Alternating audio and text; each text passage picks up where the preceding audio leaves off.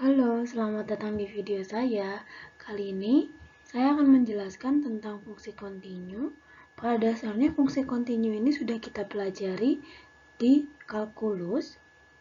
Nah, definisi fungsi kontinu di kalkulus itu adalah misalkan kita punya suatu fungsi yang terdefinisi di domain A dan misalkan C suatu titik di anggota A, F dikatakan kontinu di titik C jika dan hanya jika limit kirinya sama dengan nilai fungsi di C dan limit kanannya juga sama dengan nilai fungsi dan sama dengan limit kirinya. Jadi kalau misalkan kita lihat ilustrasi di gambar sini, jadi ketika kita punya titik C, misalkan titik C di sini, nah ketika didekati dari sebelah kiri, dia akan sampai ke titik FC. Ini FC. Lalu didekatin dari sebelah kanan juga dia akan sampai ke titik FC. Sedangkan di sebelah kiri di sini ilustrasi sebelah kiri, dia didekati dari sebelah kiri dia sampai ke titik 0. Tapi didekati dari sebelah kanan, dia ke suatu titik yang tidak 0. Maka di sini, ketika suatu kurva tidak tersambung di suatu titik, dari kiri dan kanannya tidak tersambung, maka dikatakan tak kontinu. Sedangkan ketika tersambung, dikatakan kontinu. Nah, sebaliknya apa itu fungsi tak kontinu? Ketika F dikatakan tak kontinu atau diskontinu, negasinya. Nah, ini kalau kita belajar di sifat urutan ya. Ya, di sifat urutan ini artinya apa? Artinya limit fx dari sebelah kiri didekati dari sebelah kiri C, dia sama dengan FC, dan limit fx didekati dari sebelah kanan sama dengan FC, dan limit fx dari sebelah kiri sama dengan limit fx dari sebelah kanan. Jadi dikatakan diskontinu jika yang pertama limit x menuju C fx dia tidak sama dengan limit x menuju C negatif, limit kiri dan limit kanan tidak sama. Yang kedua, kalau limit fx x menuju C kiri, dia tidak sama dengan FC. Yang ketiga, kalau limit x menuju C tidak sama dengan FC. Karena memang ada kasus, misalkan seperti ini, di titik C-nya, ini kurva ini saya akan modifikasi sedikit. Misalkan di titik C-nya dia ini kosong, lalu titik C-nya di sini misalkan FC-nya. Nah, dia didekati dari sebelah kiri, dia ke 0, didekati dari sebelah kanan ke sesuatu, tapi nilai FC-nya sendiri sebenarnya ada di atas. Jadi, F dikatakan diskontinu kalau memenuhi salah satu dari 3 kondisi ini. Ini atau. Seperti itu.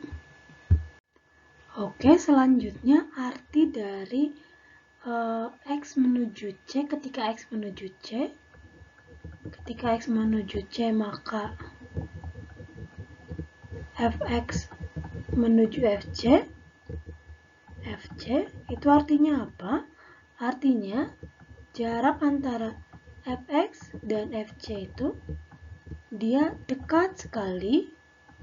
Ini misalkan epsilon, jarak antara X dan C juga dekat sekali. Nah, dari definisi yang pertama ini, kita bisa mendapatkan definisi yang kedua, seperti ini, yaitu F kontinu di C jika dan hanya jika untuk setiap epsilon lebih besar daripada 0, terdapat suatu delta sehingga jarak antara X dan C kurang dari delta mengakibatkan jarak Fx min Fc, Fx dan Fc kurang dari epsilon. Nah, ini adalah definisi yang sama. Kalau misalkan definisi pertama kita menggunakan limit mendekati dari sebelah kiri dan kanan, kalau ini kita menggunakan persekitaran atau neighborhood. Jadi kita ketika misalkan C-nya antara ini, di sini C min delta, di sini C plus delta, maka Fc-nya di sini, di sini Fc min epsilon, di sini Fc plus epsilon. Jadi sama saja ketika di sini mendekatinya persekitaran, jadi persekitaran ini semakin kecil, epsilonnya kan terus berubah ya. Jadi semakin kecil, maka mendekati titik Fc di sini. Nah, kalau misalkan sekarang F dikatakan discontinue lewat definisi ini, F discontinue di C negasinya apa? Artinya terdapat epsilon lebih besar daripada 0 untuk setiap delta lebih besar daripada 0. Nah, di sini kan P maka Q. Negasi dari P maka Q adalah P dan negasi Q, karena P maka Q itu ekuivalen dengan negasi P atau Q. Kita negasikan jadi P dan negasi Q, berarti X min C kurang dari delta, tetapi dan ini dan atau tetapi dan Fx min Fc lebih besar daripada epsilon. Jadi terdapat suatu epsilon lebih besar daripada 0 yang mengakibatkan Fx min Fc lebih besar daripada epsilon. Tadi kan kita sudah belajar dua definisi atau bisa juga disebut dua teorema untuk membuktikan suatu fungsi kontinu atau tidak. Nah, ini ada yang ketiga disebut dengan kriteria barisan untuk fungsi kontinu. Jadi di sini katanya untuk setiap xn anggota dari A, maka xn konvergen ke C.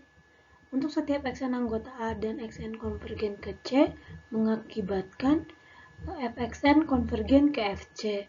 Ini sama seperti yang tadi, sebenarnya kita hanya mengubah si X di sini menjadi Xn dan Fx di sini menjadi Fxn. Mengapa demikian?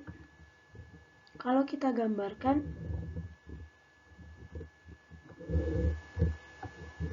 ini kan kita gambarkan misalkan suatu kurva seperti ini ya. Di sini saya sudah menggambar suatu ilustrasi. Kalau misalkan di suatu fungsi biasanya ini kan hanya dua dimensi di X dan nilai dari Fx-nya. Kita punya kurva seperti ini. Di titik C seperti ini. Titik C dalam suatu bilangan real itu dia bisa menjadi suatu titik konvergensi dari suatu barisan. Kalau misalkan di sumbu N dan sumbu R di sini, ini misalkan barisan Xn, saya gambarkan di bawah agar tidak bercampur dengan yang di atas, tetapi masih berhubungan. Ini, si C ini merupakan titik konvergensi dari suatu barisan. Ini untuk 1, 2, dan seterusnya. Ketika kita bilang C suatu bilangan real, dia bisa jadi dia mungkin ada suatu titik konvergen, suatu barisan yang konvergensi ke titik tersebut. Nah, titik-titik di sini, titik-titik di suatu barisan di sini, dia kan masih dalam garis bilangan real. Karena dia masih bilangan real dan titik-titik di sini pun dia masih dalam domain yang sama, maka titik-titik di barisan ini bisa dimasukkan ke fungsi F ini. Nah, ketika kita masukkan titik ini ke fungsi F yang ada di sini, karena dia barisan, ini sebenarnya kita seperti mengubah ini jadi naik ke atas. Nah, tapi karena bingung menggambarnya, maka saya pindahkan ke sini, ke dua dimensi juga, untuk hasil dari fxn. Nah, dia katanya akan konvergen ke SC juga. Jadi karena X di sini nih, dia akan konvergen pada akhirnya, dia akan menuju titik C di sini kan. Berarti ketika C di sini, ini sebenarnya ada di persekitaran antara epsilon dan plus epsilon dan min epsilon di sini, ini kan C di sini. Nah, ketika di bawah dia akan sini semakin mendekati titik FC. Jadi yang di sini semakin mendekati titik FC, kalau kita gambarkan seperti ini akan mendekati titik FC. Nah, ini berlaku untuk setiap barisan di A yang konvergen ke C, maka di ujung-ujung di sini, ketika n menuju tahingga, maka dia juga akan konvergen ke FC karena sebenarnya dia ada di sini.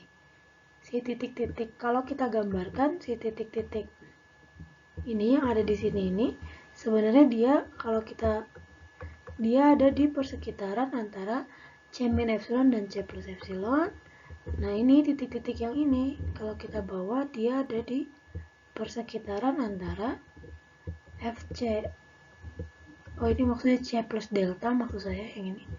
C plus delta, C min delta, ini ada FC plus epsilon, FC min epsilon.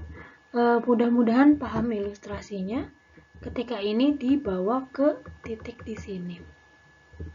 Nah, sebenarnya si definisi ketiga, sebenarnya bukan definisi, teorema ketiga kriteria barisan ini, kita tinggal mengganti di sini kan, seperti yang tadi saya bilang di awal, ini kan maksudnya adalah X menuju C, Fx, ketika X menuju C, maka Fx menuju Fc. Nah, ini untuk setiap Xn yang limit barisannya C, artinya dia mewakili si titik C itu, maka ini juga sama, Xn konvergen ke C mengakibatkan Fxn konvergen ke Fc. Nah, tetapi ingat harus setiap barisan Xn dalam domain FA. Karena Xn adalah bilangan real di A, maka dia bisa X1, X2 sampai X tahingga itu dia bisa dimasukkan ke fungsi F karena berada di domainnya dan berlaku seperti ini. Maka F continue. Nah, untuk F discontinue, F tak continue, tinggal kita negasikan, berarti terdapat suatu barisan anggota A, karena ini jika maka sama Xn konvergen ke C, tetapi atau dan Fxn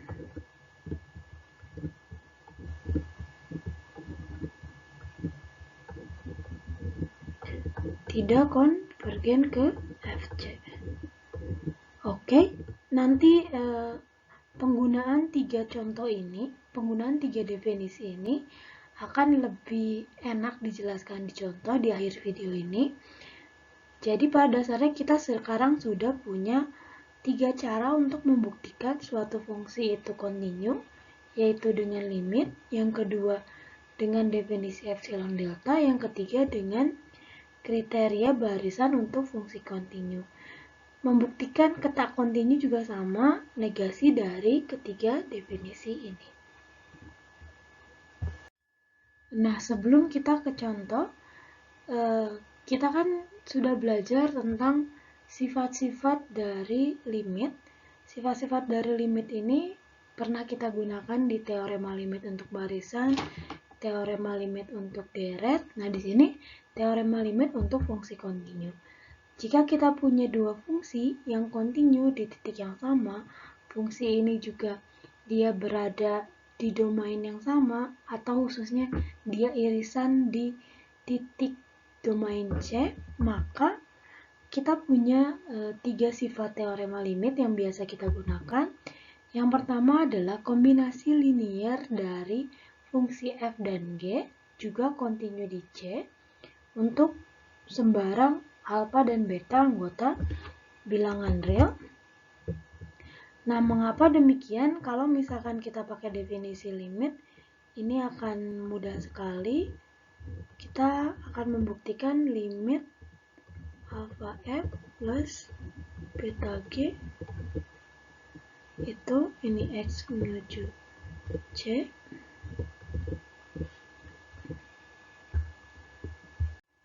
Nah, ini sesuai definisi, sesuai sifat-sifat limit, maka kita tinggal masukkan saja ke sini, berarti dia limit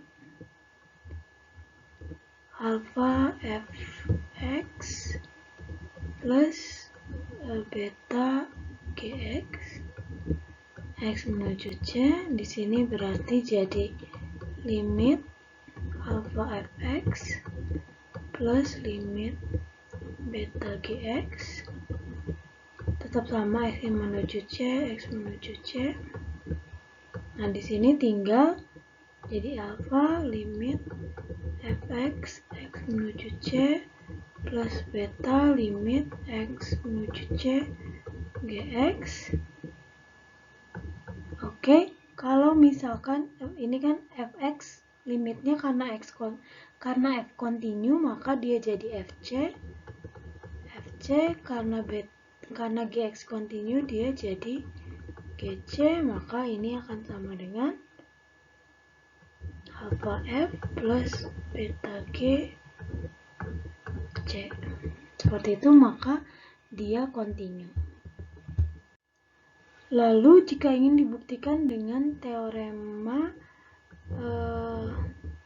kita ingin membuktikan dengan teorema atau definisi epsilon delta, berarti kita harus membuktikan untuk setiap epsilon lebih besar daripada 0, terdapat delta lebih besar daripada 0, sehingga untuk x min c kurang dari delta mengakibatkan apa? Mengakibatkan alfa f plus beta gx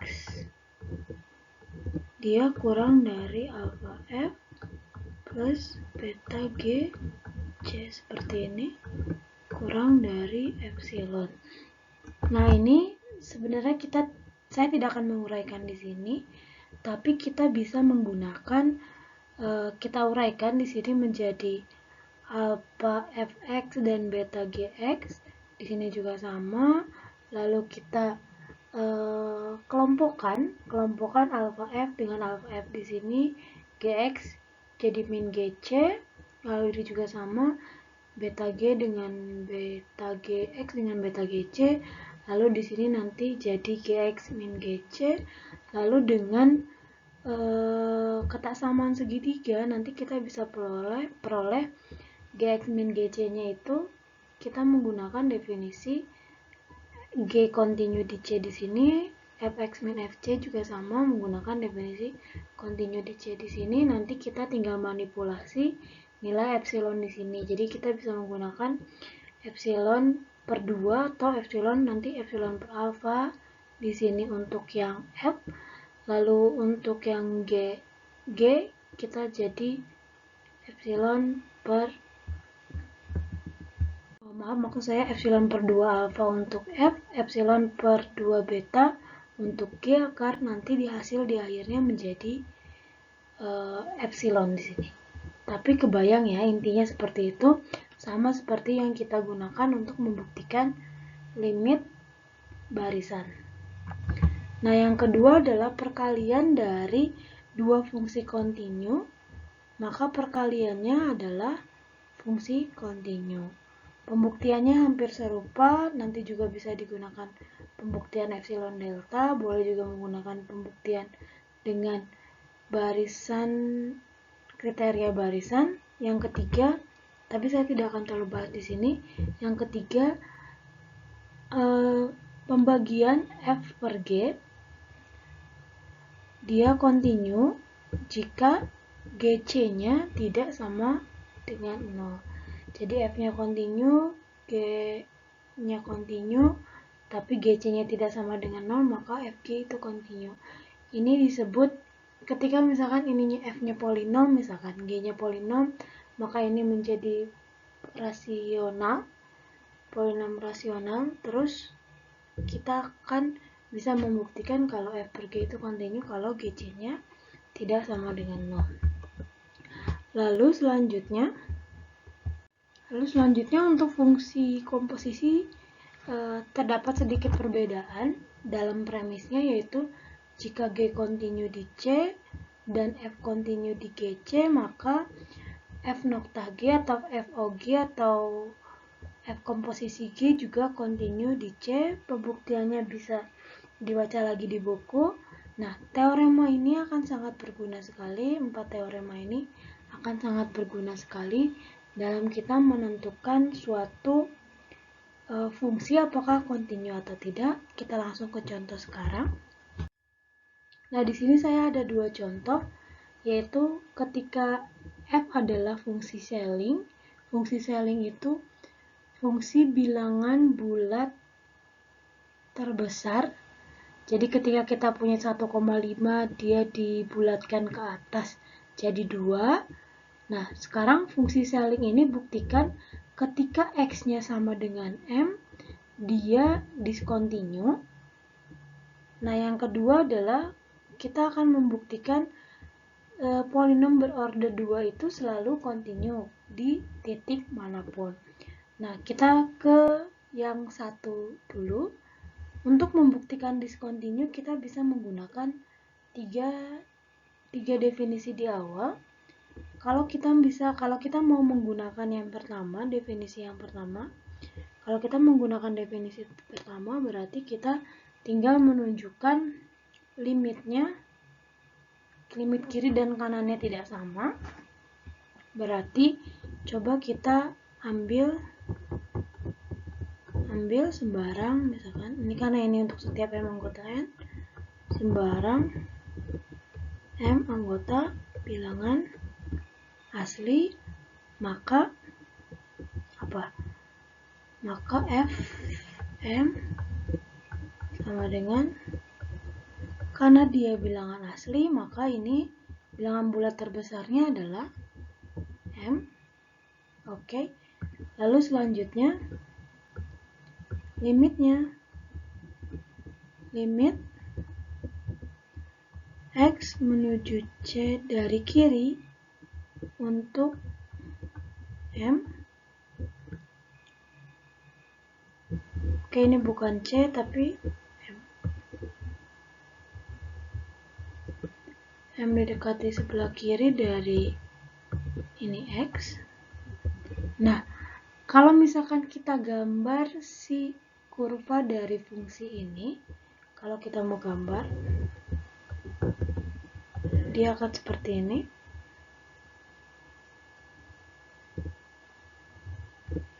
Ini adalah fungsi tangga, seperti ini.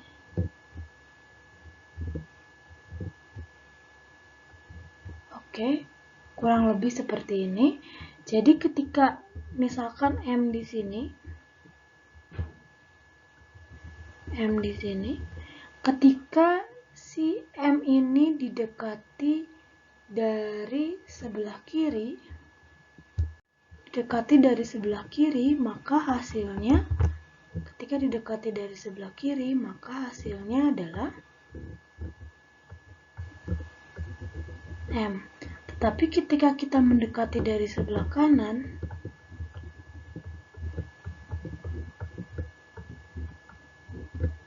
maka ini hasilnya adalah M plus 1.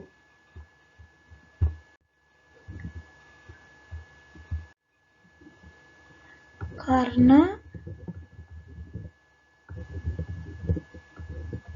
limit kiri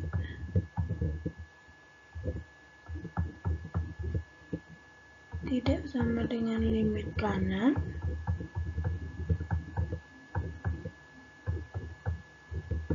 maka f discontinue di M. Oke, ini kalau kita membuktikan dengan cara yang pertama. Lalu bagaimana untuk membuktikan dengan cara yang kedua? Oke, cara yang kedua digunakan untuk yang latihan saja. Saya akan fokuskan di cara yang ketiga, yaitu kita akan menunjukkan ada suatu barisan yang dia konvergen ke M, tapi barisan tersebut fungsi dari barisan tersebut tidak konvergen ke Fm, atau dalam artian ini tidak konvergen ke M. Contohnya, kita barisan apa ya yang selalu konvergen ke M? Sebagai ilustrasi, misalkan kita masukkan M-nya sama dengan 1 dulu. Nah, barisan yang selalu konvergen ke 1, saya sebutkan misalkan barisan 1/1 plus N, bisa 1-1/N juga bisa, bebas. Nah, kita lihat di sini barisan dari 1+1/N untuk N yang menuju tak hingga, barisan ini 1+1/N ini dia konvergen ke 1, 1-1/N juga konvergen ke 1. Oke. Nah, sekarang kita masukkan fungsinya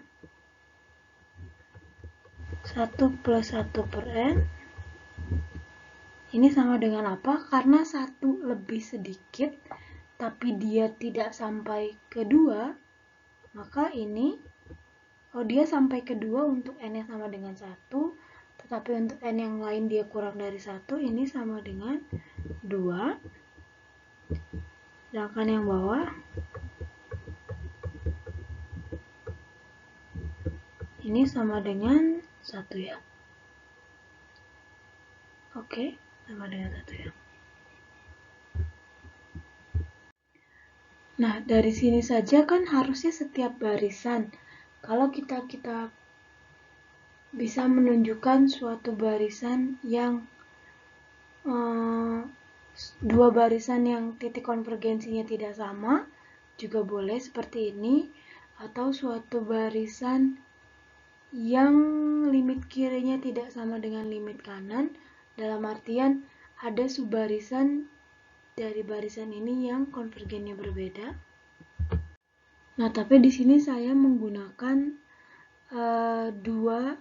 dua barisan yang memiliki dua titik konvergensi berbeda, karena di definisinya untuk setiap barisan xn konvergen ke C, maka semua barisan itu fungsi dari barisan itu harus konvergen ke titik yang sama, yaitu dalam artian di sini FC. Tetapi di sini saya punya dua barisan yang sama-sama konvergen ke 1, tetapi fungsi dari barisan tersebut konvergen ke titik yang berbeda. Nah, bagaimana cara menulis rapinya?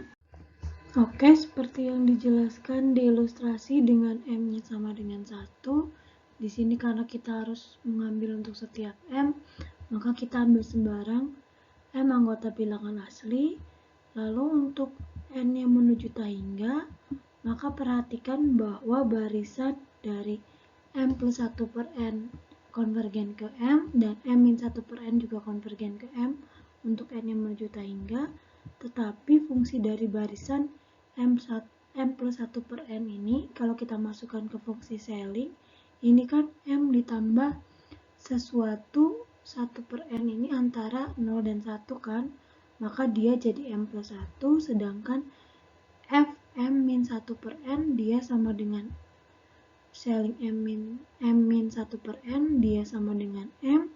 Nah, karena kan tadi kan kalau di definisi kriteria untuk barisan, untuk setiap barisan yang konvergen ke C kan. Nah, di sini kita punya dua barisan, tetapi titik konvergensi dari fungsi barisan tersebut tidak sama, atau karena limit barisan dari ini, kedua barisan ini tidak sama, maka berdasarkan kriteria barisan untuk fungsi kontinu, maka f diskontinu. Jadi kalau misalkan tadi saya bilang bahwa kita tinggal menunjukkan terdapat suatu barisan yang tidak konvergen ke nilai dari FC. Nah, itu bisa juga, nanti ini yang dibuktikan di yang sini, itu tapi bisa juga dengan kita menunjukkan dua barisan yang titik konvergensinya berbeda ketika difungsikan, ketika dimasukkan ke dalam fungsi. Oke, selanjutnya adalah kalau kita menggunakan definisi diskontinu yang tadi saya sebutkan di awal, ambil sembarang M anggota bilangan asli, lalu perhatikan bahwa Fm sama dengan saling dari M sama dengan M, dan untuk N menuju tak hingga, perhatikan bahwa barisan M plus 1 per N ini konvergen ke M, tetapi M plus 1 per N ini kalau misalkan dimasukkan ke dalam fungsi, M plus 1 per N ini dia sama dengan M plus 1. Nah, karena nilai dari fungsi ini tidak sama dengan nilai dari fungsi dari barisan, maka berdasarkan kriteria barisan untuk fungsi kontinu, maka f diskontinu di titik M. Jadi bisa menggunakan ini untuk di kriteria barisan untuk fungsi kontinu, boleh dengan ini, boleh juga dengan ini, boleh dengan menunjukkan dua barisan dimasukkan ke dalam fungsi titik konvergensinya tidak sama, boleh juga memasukkan bahwa nilai dari fungsi Fm itu dia tidak sama dengan nilai dari fungsi barisan. Boleh seperti ini, atau boleh juga seperti ini. Tinggal pilih mana yang sesuai dengan kita. Nah, selanjutnya kita ke soal yang nomor 2. Oke, untuk contoh soal nomor 2, kalau kita punya fungsi polinom berorder 2, maka kita diminta membuktikan bahwa fungsi polinom itu selalu kontinu di setiap titik. Nah, bagaimana membuktikannya? Oke, kita misalkan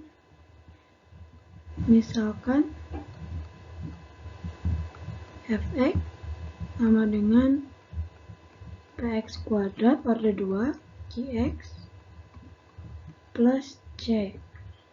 Dia adalah polinom order 2, maka akan dibuktikan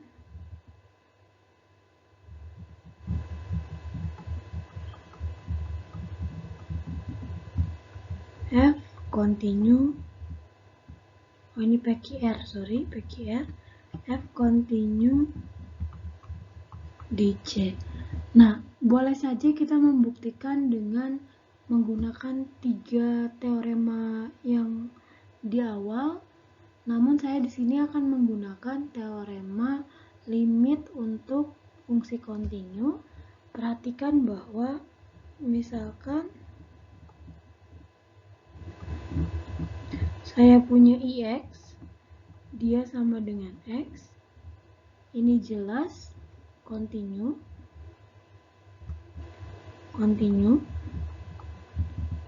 Terus saya punya HX sama dengan R, ini fungsi konstan juga kontinu.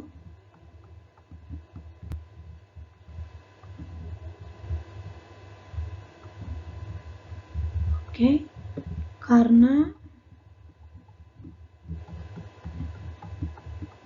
IX adalah fungsi identitas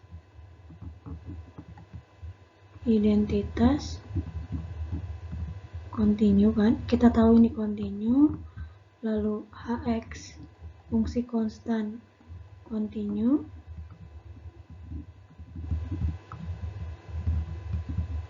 Nah, perhatikan bahwa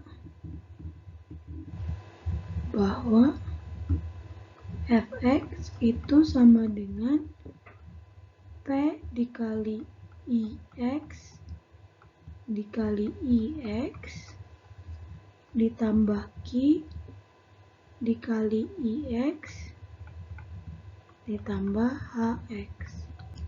Oke, ini jadi kita lihat ini PIX. Oke, karena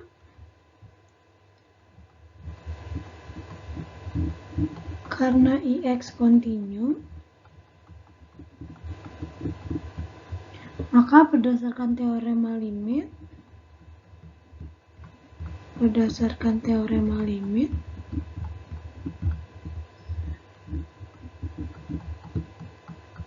I kuadrat X atau I kali IX atau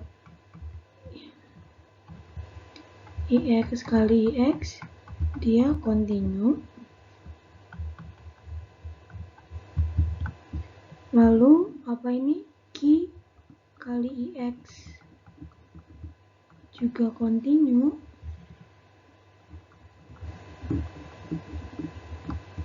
Lalu PI kuadrat juga kontinu.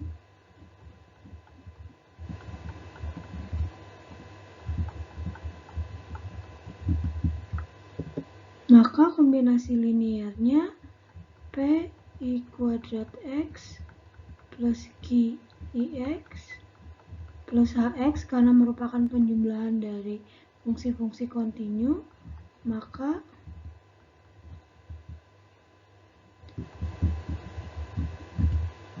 kontinu. Seperti itu.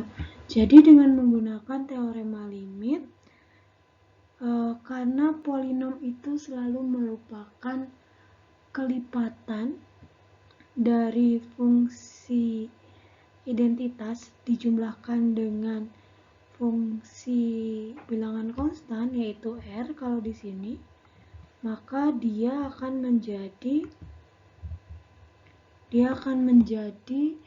kombinasi linear dari fungsi-fungsi kontinu, maka dia kontinu. Seperti itu. Jika ingin membuktikan dengan definisi epsilon delta juga bisa. Lalu jika ingin membuktikan dengan definisi limit juga bisa. Nah, jika ingin menggunakan definisi limit maka bisa seperti ini, limit kanan ini, limit kirinya ini, dan nilai fungsinya seperti ini, tinggal ditambahkan narasi yang sesuai. Tapi yang saya akan tekankan dengan menggunakan teorema limit. Jadi ini nomor 2 ini kan saya hanya menyebutkan polinom berorder 2. Selanjutnya jika ini diperluas menjadi polinom berorder n, maka dia juga akan kontinu karena pada akhirnya dia adalah kombinasi linear dan perkalian dari fungsi-fungsi kontinu, maka dia akan menjadi kontinu juga. Jadi ini dapat diperluas.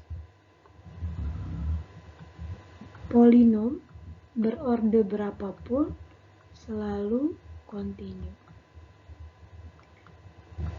Oke, jadi polinom berorder berapapun selalu kontinu. Nah, fungsi apa lagi yang selalu kontinu? Yaitu fungsi, ada fungsi trigonometri, ada fungsi ln, tapi fungsi ln dia selalu kontinu kalau batasnya dari x-nya lebih besar daripada 0. Seperti itu. Jadi banyak fungsi-fungsi rasional juga kalau polinom per polinom dia kontinu asalkan di bawahnya tidak sama dengan 0 fc-nya, maka dia juga kontinu.